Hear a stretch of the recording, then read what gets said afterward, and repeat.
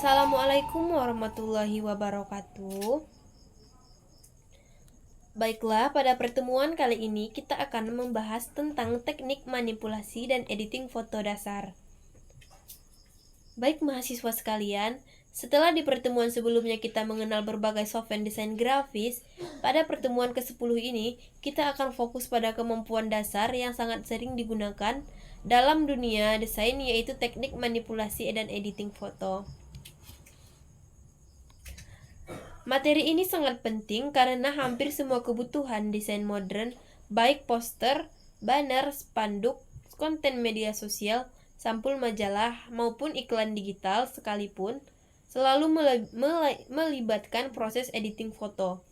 Bahkan seorang fotografer profesional sekalipun membutuhkan kemampuan ini untuk memperbaiki kualitas hasil foto.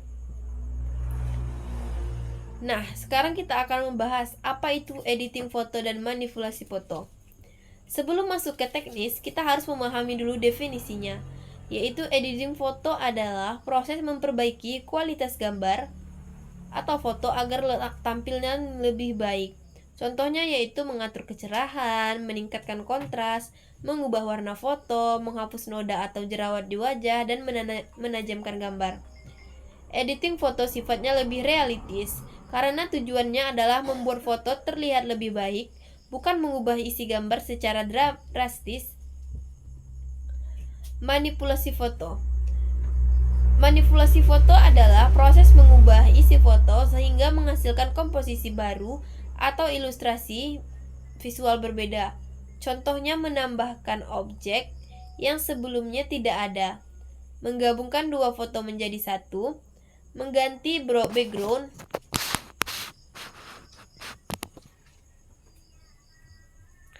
dan membuat efek fantasi, misalnya seperti manusia bersayap atau objek yang melayang. Jadi manipulasi foto itu sangat lebih bersifat kreatif dan imajinatif. Nah, sekarang kita masuk software utama untuk editing foto. Di industri desain ada beberapa software yang biasa digunakan untuk editing foto. Yang pertama ada Adobe Photoshop, yaitu adalah software paling utama dan paling canggih dalam editing foto. Hampir semua desain, fotografer, dan editor profesional menggunakannya. Yang kedua ada Lightroom, yaitu digunakan untuk editing warna dan pencahayaan, color grading. Yang ketiga ada GIMP dan Photopea, yaitu pilihan alternatif gratis yang cukup powerful untuk mahasiswa yang belum memiliki Photoshop.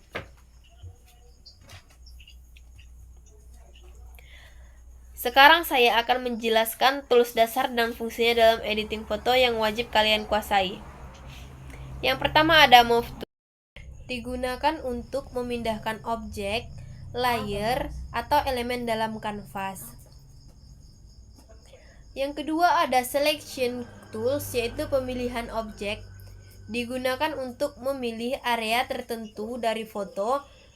Marquee Tool untuk seleksi bentuk kotak atau lingkaran. Lasso Tool untuk seleksi bebas. Quick Selection Tool untuk otomatis mendeteksi warna yang sama. Yang terakhir ada Magic Wand Tool untuk memilih area warna yang sama.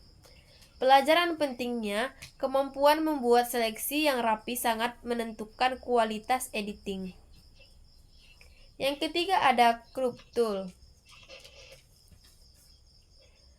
yaitu digunakan untuk memotong dan mengatur komposisi foto agar lebih seimbang.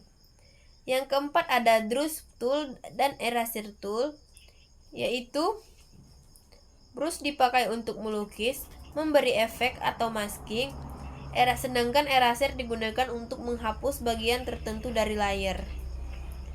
Yang kelima ada Patch Tool dan Healing Brush Tool. Ini adalah tool andalan untuk menghilangkan jerawat, noda, atau objek kecil yang mengganggu di dalam foto. Sekarang saya akan jelaskan materi teknis yang biasanya dipakai untuk editing foto dasar yang wajib mahasiswa semua kuasai. Yaitu yang pertama ada mengatur pencahayaan dan warna. Foto yang terlalu kerap dapat diperbaiki menggunakan brightness dan level. Foto yang warnanya pucat dapat diperbaiki menggunakan hue dan saturation. Ini adalah dasar dari semua proses editing.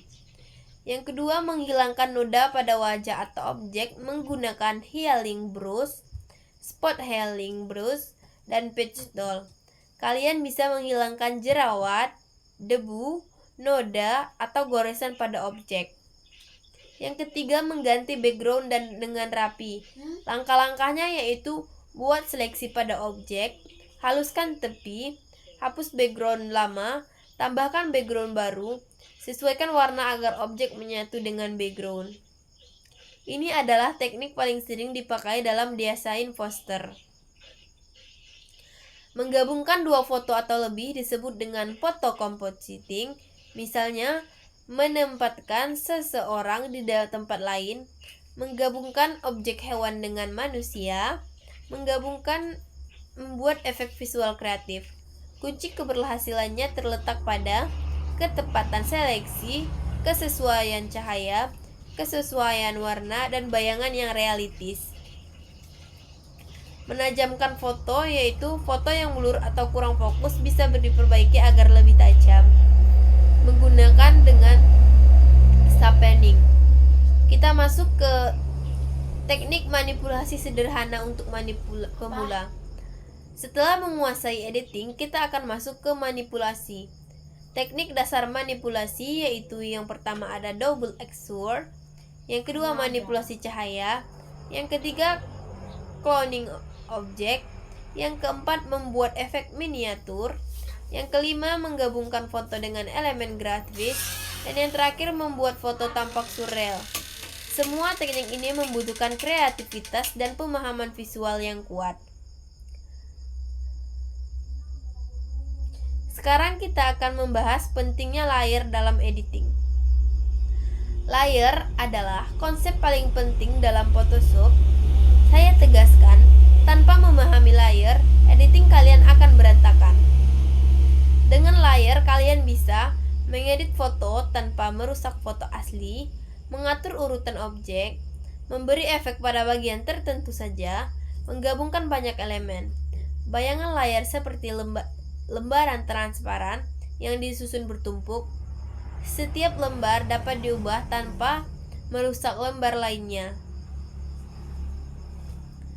Nah, kita akan membahas workflow editing foto profesional. Ini adalah alur kerja yang biasa digunakan editor profesional, yaitu langkah-langkahnya. Yang pertama adalah buka foto, yang kedua perbaiki pencahayaan dengan warna dasar, yang ketiga hilangkan noda dan imperfeksi,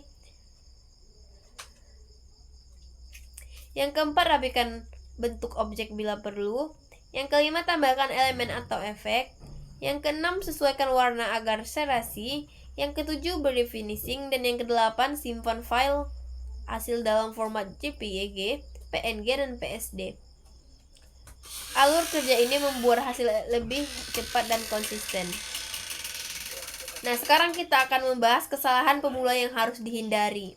Sebagai dosen, saya ingatkan beberapa hal yang penting yang sering dilakukan mahasiswa, yaitu yang pertama, mengedit terlalu berlebihan sehingga foto terlihat seperti tidak terkenal, tidak natural, dan tidak mudah dikenali. Yaitu yang kedua, seleksi objek tidak rapi. Yang ketiga, tidak memperhatikan arah cahaya. Yang keempat, foto tampak tempelan, tidak menyatu, tidak terlalu banyak efek. Dan yang terakhir, mengedit langsung foto pada foto asli tanpa layer. Nah, kesalahan-kesalahan ini harus dihindari sejak awal. Penutup pertemuan kita pada hari ini yaitu, dengan menguasai teknik editing dan manipulasi foto dasar, kalian akan mampu menghasilkan desain yang jauh lebih profesional. Di tempat pertemuan berikutnya, kita akan mempelajari teknik visual lanjutan seperti digital marketing, digital imaging, shading, efek cahaya, dan integritas foto dengan desain grafis modern. Nah, untuk pertemuan kali ini kita cukupi sampai di sini. Saya akhiri dengan Assalamualaikum warahmatullahi wabarakatuh.